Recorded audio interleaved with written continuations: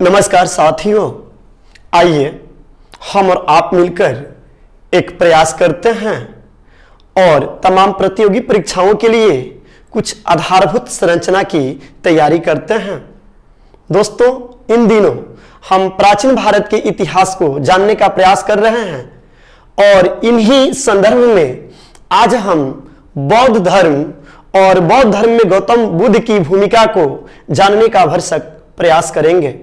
उम्मीद है आप इस प्रयास के साथ जुड़कर मेरा मदद करेंगे और खुद के कौशल का विकास करेंगे। तो आइए सबसे पहले जानते हैं कि गौतम बुद्ध कौन थे। तो गौतम बुद्ध को बौद्ध धर्म का संस्थापक भी माना जाता है और गौतम बुद्ध का जन्म आज से 563 ईस्वी पूर्व माना जाता है। इनका जन्म कपिलवस्तु में हुआ था, यानी कि जो लुम्बिनी है और आज यह नेपाल में पड़ता है लुम्बिनी। इनके पिताजी का नाम सुयोधन था और माता माया देवी थी। यहाँ एक बात हम आपको इंगित कर दें कि जब 7 दिन के गौतम बुद्ध थे तो इनकी माँ माया देवी इनका साथ छोड़कर चल बसी। वैसी परिस्थिति में इनकी जो बीमाता आई, जिसे हम सौतेली माता कहते हैं, जो प्रजापति गौतमी थी, उन्होंने ही इनका पालन और पोषण किया। चूंकि ऐसा भी माना जाता है कि जो इनकी भी माता थी वास्तव में मौसी ही थी।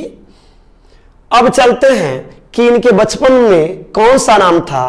तो बुद्ध को बचपन में सिद्धार्थ के नाम से जाना जाता था।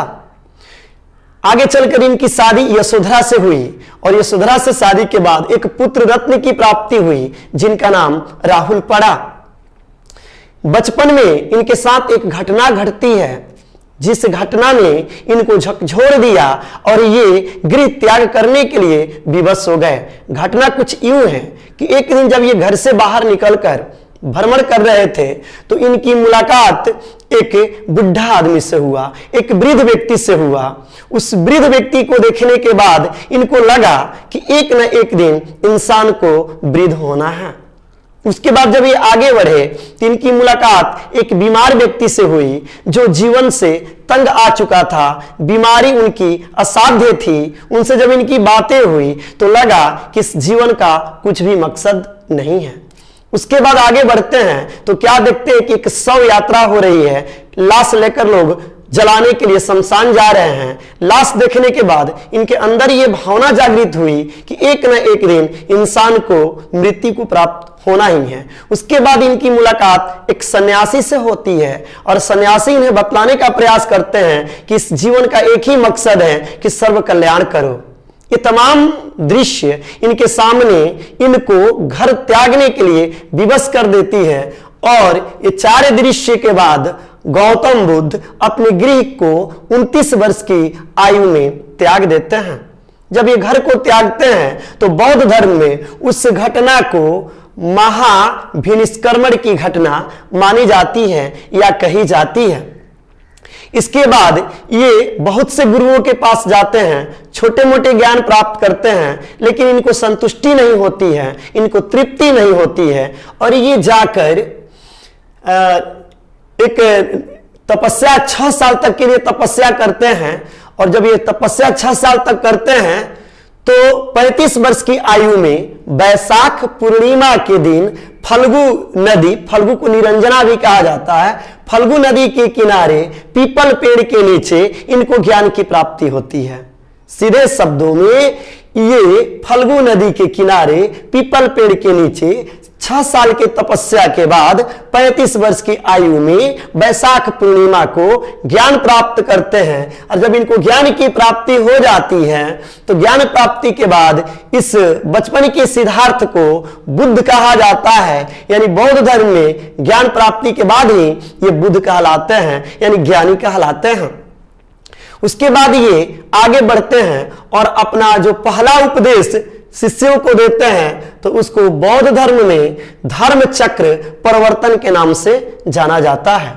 उपदेश देने के बाद ये आगे बढ़ते हैं और एक बात आपको और बता दें, ये जिस भाषा में उपदेश को देते हैं उस भाषा को पाली कहा जाता है, क्योंकि पाली क्षेत्रीय भाषा थी और इस भाषा के वहां के लोग जानकार थे, जानते थे, इसलिए इन्होंने सरस भाषा को चुना जिसमें अधिक से अधिक लोग इनकी बातों को समझ सके। उसके बाद सबसे अधिक इन्होंने अपना आवास सरस्वती को बनाया, जहां पर रहकर ये अपने अनुयायियों को शिक्षा दिया करते थे। इनकी मृत्यु 483 ईसा पूर्व में कुशीनारा यानी आजकल के कुशीनगर में हुई, जो उत्तर प्रदेश में है। मृत्यु की इनकी घटना को बौद्ध धर्म में महापरिनिर्वाण के नाम से जाना जाता है, यानी ये निर्वाण कर गए, ये इस शरीर को त्याग दिए। ये तमाम जानकारियां हमें एक पुस्तिका से मिलती है जिसको त्रिपिटक कहते हैं। त्रिपिटक में गौतम बुद्ध से संबंधित तमाम जानकारियां दी गई है और बौद्ध धर्म के विषय में भी। यह धर्म यानी गौतम बुद्ध ने जिस धर्म को बनाया, बौद्ध धर्म, वह अनिश्वरवाद को मानता है, वह ईश्वर को नहीं मानता, वह आत्मा को नहीं मानता, किंतु वे पुनर्जन्म में विश्वास करता है। बौद्ध अनुयायी दो खंड में उस समय बटे, एक भिक्षुक कहलाए और एक उपासक कहलाए। भिक्षुक उसे कहा जाता था जो सन्यासी बन गए गृह त्याग कर, और उपासक उसे कहा गया जो घर पर रहकर ही इनके धर्म का पालन किए अनुयायी बने। बौद्ध धर्म में कुछ प्रमुख बातें जो जानने योग्य हैं वह है त्रिरत्न, यानी कि त्रिरत्न क्या है तो बुद्ध, धम्म और संघ। बुद्ध यानी ज्ञान, यानी गौतम बुद्ध का अनुसरण करना, धम्म यानी कि उनके धर्म का प्रचार प्रसार करना, और संघ माने एक समूह में रहना। बौद्ध धर्म का बंटवारा आगे चलकर होता है चतुर्थ संगति के बाद, तो दो खंडों में बढ़ता है हीनयान एवं महायान। हीनयान जो है वह गौतम बुद्ध के वो अनुयायी है जो बौद्ध धर्म को आगे बढ़ाते हैं और सर्व कल्याण की बात करते हैं, जबकि महायान है यह निर्वाण प्राप्ति पर, यह शरीर को परमात्मा के पास पहुंचाने के लिए विभिन्न प्रकार के स्रोतों का पालन करते हैं और उसी में खुश रहते हैं। इन्होंने कुछ प्रमुख उपदेश दिया। इनका एक उपदेश था जो प्रमुख माना गया, वह था दुख, अर्थात इस संसार में दुख ही दुख है। यह बात इन्होंने अपने उस अवस्था में सीखा था जब ये घर से बाहर आए थे और 4 घटनाएं इनको व्यथित की थी, तो वहां से सीखा कि दुख, जीवन में दुख ही दुख है, और दुख एक नहीं है, यह समुदाय के रूप में है। जो दुख को दूर करता है वही दुख निवारण करके अपने शरीर को निर्वाण की प्राप्ति कराता है। इन्होंने एक और मार्ग दिया था अष्टांगिक मार्ग। इनका कहना था जो अष्टांगिक मार्ग पर चलता है वह व्यक्ति इस भव सागर से, मोह माया से पार पा जाता है। उसके बाद इन्होंने 10शील का सिद्धांत दिया। 10शील का सिद्धांत में अहिंसा, किसी को मारना पीटना नहीं, सत्य यानी सत्य बोलना चाहिए, असत्यय, अपरिग्रह, अपरिग्रह में ज्यादा संपत्ति इकट्ठा नहीं करना चाहिए, मद्य निषेध यानी शराब नहीं पीना चाहिए, असमय भोजन यानी ससमय भोजन करना चाहिए, असमय भोजन नहीं करना चाहिए, सुखमय बिस्तर का त्याग यानी जो सुख देने वाला बिस्तर हो, मखमली हो, उनका परित्याग कर देना चाहिए, धन संचय नहीं करना चाहिए, स्त्रियों से दूर रहना चाहिए और नृत्य गान से भी दूर रहना चाहिए। यदि आप ऐसा करते हैं तो आप निर्वाण को प्राप्त कर सकते हैं। उसके बाद इन्होंने मध्यम मार्ग दिया। मध्यम मार्ग सिद्धांत आज भी हमारे जीवन में है।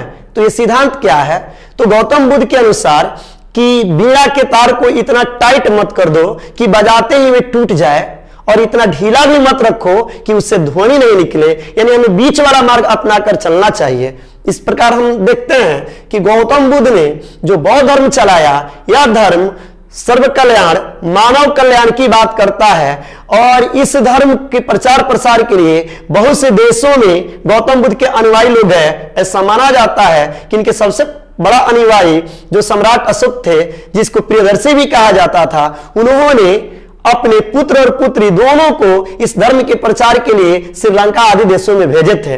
आज विश्व के बहुत से देशों में बौद्ध धर्म की हम देखते हैं स्थान और इसका महत्व देखते हैं। आज चाइना के बहुत से ऐसे मठ चाइना में जो बौद्ध धर्म को अपनाया हुआ है। तो कुल मिलाकर मैं उम्मीद आपसे रखता हूं कि आप गौतम बुद्ध और बौद्ध धर्म को समझ गए होंगे। यदि आपको अच्छा लगे तो कमेंट कीजिए, लाइक कीजिए, शेयर कीजिए। तब तक के लिए नमस्कार।